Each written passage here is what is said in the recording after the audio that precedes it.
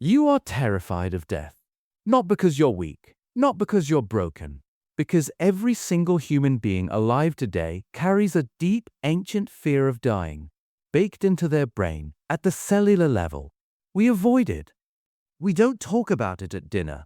We spend trillions of dollars on medicine, anti-aging creams, supplements, and surgeries, all chasing the same thing: more time, less death. We build entire religions around the idea that death isn't permanent. We write poetry about it. We have panic attacks about it at 3 a.m. Some people can't even watch a movie where a dog dies without completely falling apart. Fear of death feels like the most natural thing in the world. Except it isn't. For most of human history, the vast majority of the 300,000 years we have existed on this planet, our ancestors did not treat death the way we do. They sang at funerals. They danced around corpses. They painted their dead with red ochre and buried them with flowers and food, as if they were going on a long trip somewhere nice. Some cultures held week-long celebrations when someone died, full of laughter, music, and alcohol. And here is the part that should stop you cold. Archaeologists studying ancient burial sites across the world keep finding the same thing: evidence of feasting, evidence of celebration, evidence of joy, not grief, not fear. Joy. So what did our ancestors know about death that we have completely forgotten? Think about the average modern funeral for a second. Black clothes, silence, muted crying into tissues. A room full of people trying very hard not to make eye contact with each other. Someone whispering sorry for your loss over and over until words stop meaning anything. Now compare that to what archaeologists found at a 12,000-year-old burial site in Israel called Hilazon Taktit. A woman, believed to be a shaman, was buried surrounded by the remains of a tortoise-shell feast, the wingtip of a golden eagle, the tail of a wild cow, and the foot of a human that didn't belong to her body. 50 tortoises had been slaughtered and eaten at her burial. 50. This was not a sad event. This was a party, and she is not the exception. She is the rule. Our deep, consuming fear of death is not ancient wisdom. It is a modern invention. And no one decided to create it. No philosopher sat down and said, "We should make humans terrified of dying." No religion designed it from scratch. It crept into human culture slowly, accidentally, as a side effect of something else entirely, something that changed the world so completely that it rewired how we think about our own existence. The thing that made us afraid of death was not death itself, it was civilization. To understand this, you have to go back, way back, before cities, before writing, before farming. Imagine a small band of humans, maybe 25 people, moving across an open landscape 50,000 years ago. In this world, death is everywhere. It is not rare. It is not a shock. Children die in their first year constantly. Adults die from infected cuts, from difficult childbirth, from a single bad hunt. The average person in a hunter-gatherer band watched multiple people die before they were 10 years old. Death was not an abstract concept that happened to old people in hospitals far away. Death slept beside you. It walked with you. It took people you loved, without warning, without reason, and without ceremony. And so ancient humans did something psychologically brilliant. They refused to see death as an ending. Across virtually every pre-civilizational culture anthropologists have studied, the dead were not gone. They were transformed.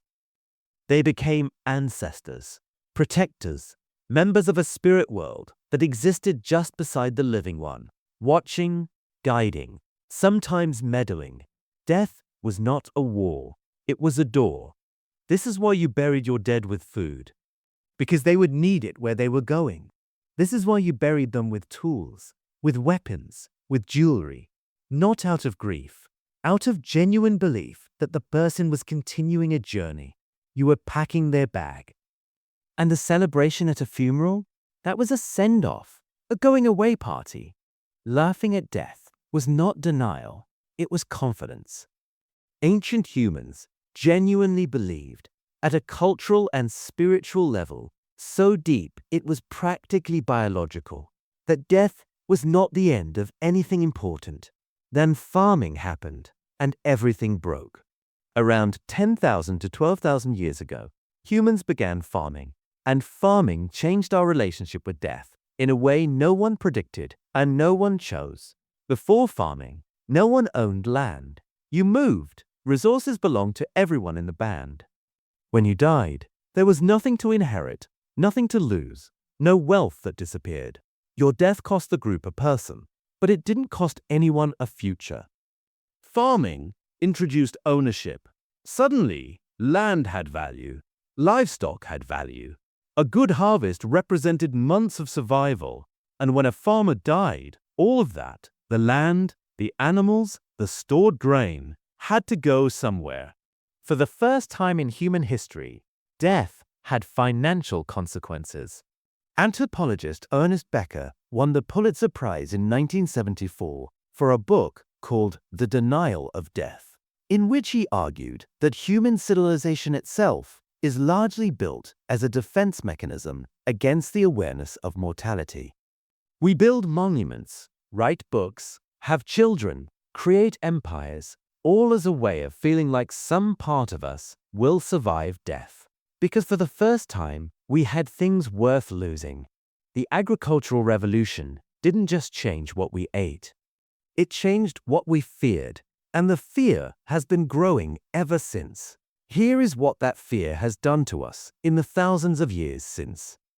Terror management theory, a framework developed by psychologists Jeff Greenberg, Sheldon Solomon, and Tom Pishinsky in the 1980s, proposes that most of human behavior is secretly driven by our awareness of death, not just medicine and religion. Everything, the cars we drive, the way we dress, the groups we join, the enemies we create. Studies show that simply reminding people of their own mortality makes them more aggressive toward people who are different from them, more likely to cling to their own cultural group, and significantly more hostile to outsiders.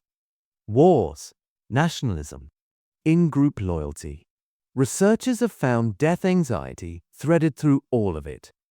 Meanwhile, the cultures that retain the older relationship with death, where the dead are welcomed back, where funerals are celebrations, where ancestors remain present in daily life, show measurably lower rates of death anxiety.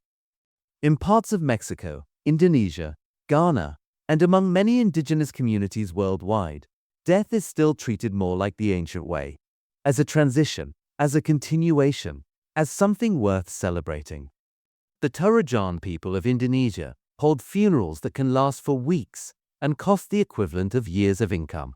They feast, they sing. They keep the body in the house for months before burial, speaking to it, including it in family life, treating it as still present. To a modern Western eye, this looks strange, maybe disturbing. But for 290,000 of our 300,000 years on Earth, that was us. We are the strange ones. In a cave in Spain called Cima de los Huesos, the Pit of Bones, archaeologists found the remains of at least 28 individuals who were carefully placed there around 400,000 years ago. That predates modern humans. These were an earlier species, Homo heidelbergensis, a cousin of Neanderthals. They had no written language, no religion anyone can verify, possibly no symbolic thought as we understand it, and yet someone carried those bodies into that pit. Someone chose not to leave them where they fell. Someone decided the dead deserved something: care, placement, intention. We do not know what they felt. We cannot know if they grieved or celebrated or simply honored. But we know they did not abandon their dead. We know they treated death as something meaningful. At least 400,000 years before anyone reading this was born, there is something in that which our anxious, modern, death-avoiding brains have lost. A confidence about endings that we used to carry, and somewhere, slowly, without meaning to, put down. Maybe the ancients weren't laughing because they didn't understand death. Maybe they were laughing because they understood it better than we do.